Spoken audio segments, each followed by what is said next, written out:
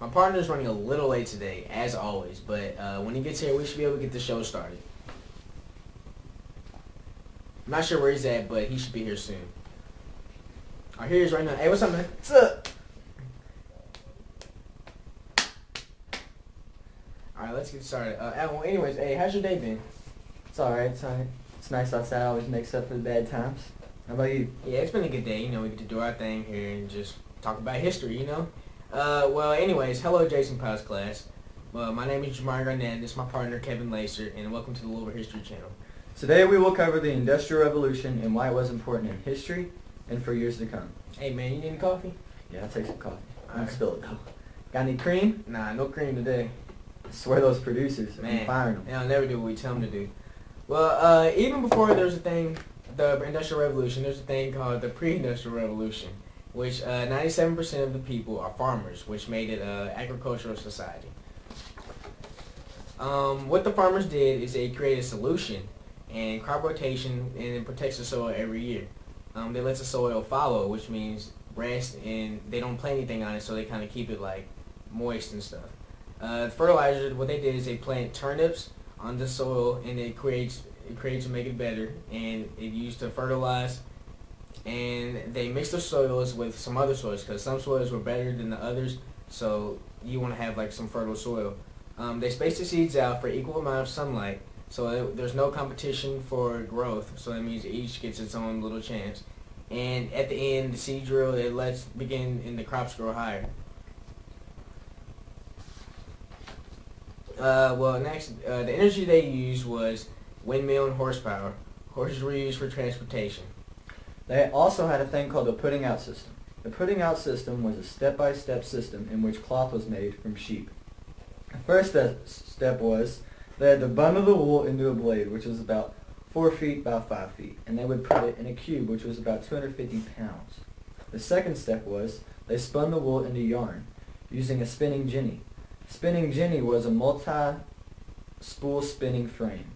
And the third step was they would weave the yarn they made into cloth using the loom. And they put it in a bolt, which was about 3 feet by 8 inches. The next step was they would dye the cloth into your basic colors, black, white, red, blue, green, and all that. And the last step was they would take the goods they just made and send it to a store to get the market and the economy going and make some cash. Other parts were that the agriculture struggled, and there was a population rise. People were coming out everywhere. It was ridiculous. The means of transportation were turnpikes, steamships, and canals, and horses, like my partner said before. Hey, good analysis, partner. Well, the next part to the Industrial Revolution is the factory system. The factory system is when men and machine under one roof were taking raw materials and turning them into a finished product. The people who worked there was a strict discipline. They worked about 12 to 15 hours a day.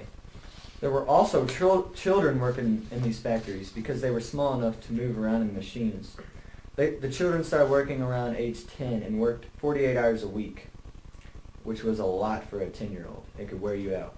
And the environment inside the factory was hot and exhausting. It was like 90 to 100 degrees every day. Some people even passed out because it was so hot, and some of them died.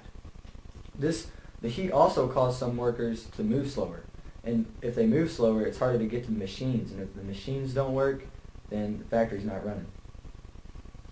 Man, that's crazy. Well, as my partner said, it was an unsafe environment.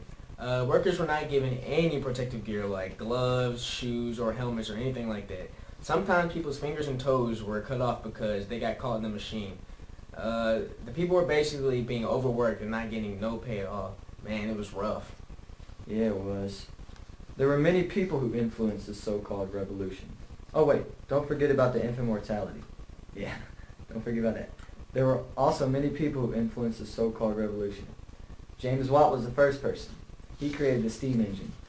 This is when pistons run off the steam. The steam was made by the coal. The coal heated the steam, and it pushed the steam up into the piston. And gravity took over from there and pushed it down to get it to work. Our next person was Eli Whitney. He was the inventor of the cotton gin, and he was a pioneer in the mass production of cotton. The cotton gin revolutionized the cotton industry in the U.S. It separated cotton automatically, and the cotton generated up to 50 pounds of clean cotton a day. Yeah, that's a lot. Man. The next person was Sam Slater. He was involved in the industry at age 14. He became the superintendent of Strutt's Mill, and he was the first to work with textile industries, which changed the economy for the good. Our next person was Eli Howe, who was born on July 9th, October 3rd. He was an American inventor, and he was a sewing machine pioneer. Well, that's all we had today. Hope you liked the show, and it shows that the Industrial Revolution was good for the better and for the worse. Yeah, if you like it, like us on Facebook, MySpace, Twitter, hit me on Twitter, anything Twitter.com/JPal, Kevin Lacer, and Jamari Garnett. Shiza. That's what.